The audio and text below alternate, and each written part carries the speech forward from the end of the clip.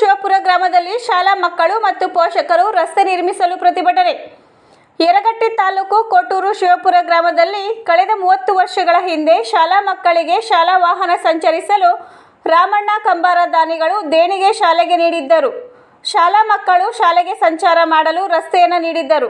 ಆದರೆ ಶಾಲೆ ದಾಖಲಾತಿಗಳಲ್ಲಿ ನನ್ನ ಹೆಸರಿಲ್ಲ ಎಂದು ದಾನಿ ರಾಮಣ್ಣ ಕಂಬಾರ ಶಾಲೆ ಮಕ್ಕಳು ಓಡಾಡುವ ರಸ್ತೆಗೆ ಬೇಲಿ ಮುಳ್ಳು ಹಾಕಿ ರಸ್ತೆಯಲ್ಲಿ ಓಡಾಡದಂತೆ ಅಡ್ಡಲಾಗಿ ಕಲ್ಲುಗಳನ್ನು ಇಟ್ಟಿದ್ದರು. ಶಾಲಾ ಮಕ್ಕಳು ಪೋಷಕರು ರಸ್ತೆಗೆ ಅಡ್ಡಲಾಗಿಟ್ಟಿದ್ದ ಮುಳ್ಳಿನ ಬೇಲಿ ಕಲ್ಲುಗಳನ್ನು ತೆಗೆಯಬೇಕೆಂದು ಪ್ರತಿಭಟನೆ ಮಾಡಿದರು. ಇನ್ನು ಈ ಸಮಯದಲ್ಲಿ ಗ್ರಾಮ ಪಂಚಾಯಿತಿ ಅಧ್ಯಕ್ಷ ತವನಪ್ಪ ಟೋಪನ್ನವರ, ಗ್ರಾಮದ ಸಾರ್ವಜನಿಕರು ಮತ್ತು ಪೊಲೀಸರು ದಾನಿಯನ್ನು ಶಾಲಾ ಮಕ್ಕಳು ಓಡಾಡಲು ರಸ್ತೆ ಬಿಡುವಂತೆ ಮನವೊಲಿಸಿದರು. ವರದಿಗಾರರು ಶಶಿಧರ ಎಂ ಪಾಟೀಲ, ಯರಗಟ್ಟಿ ತಾಲೂಕು, ಬೆಳಗಾಂ ಜಿಲ್ಲೆ.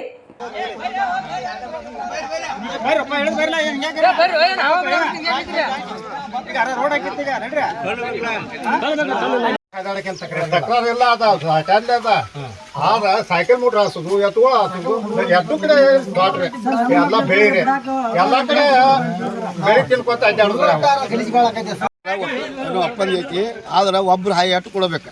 ಗಾಡಿ ಹಾಸ್ತೀವಿ, ಎತ್ತುಗಳು ಹಾಸ್ತೀವಿ, ಬಂಡಿ ಹಾಸ್ತೀವಿ ಅನ್ನೋದು ಎಲ್ಲ ಶಾಲಿ ಮಕ್ಕಳಿಗೆ ಮಾತ್ರ ಹಾದಿಕೊಳ್ಳುವಂಥ ಅದು ಇಲ್ಲಿ ಏಕಿ ಒಳಗೆಲ್ಲ ನಮ್ಮ ತಂದೆಯವ್ರು ಇದಕ್ಕೆ ಜಾಗ ಶಾಲಿಗೆ ದಾನ ಪತ್ರವಾಗಿ ಕೊಟ್ಟಿದಾರ.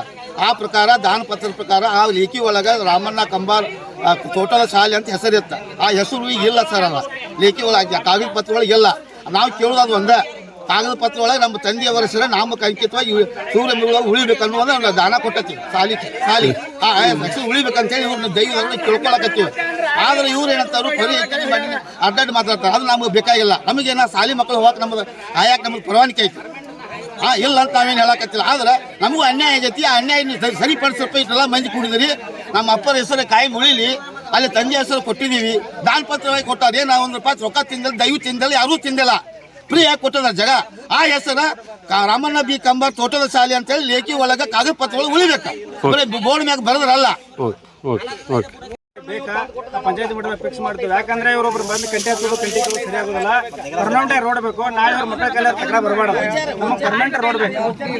ನಾಳೆ ಇವ್ರ ಕೋಟಿ ಕೆಲಸ ಇವ್ರ ಮಕ್ಕಳ ಕೈಲಿ ರೋಡ್ ಬಂದ್ ಆಗಬಾರ್ದು. ನಾವು ಪರ್ಮನೆಂಟ್ ಆಗಿ 5 ಕೋಟಿ ರೋಡ್ ಬೇಕು. ನಾವು ಪಂಚಾಯತ್ ಮಟ್ಟದಾಗ ನಾವು ಅದನ್ನ ಪ್ಯೂರ್ಸ್ ಅಳವಡಿಸುವಂತ ತಯಾರಿ ಮಾಡ್ಕೊಂಡಿದ್ದೀವಿ.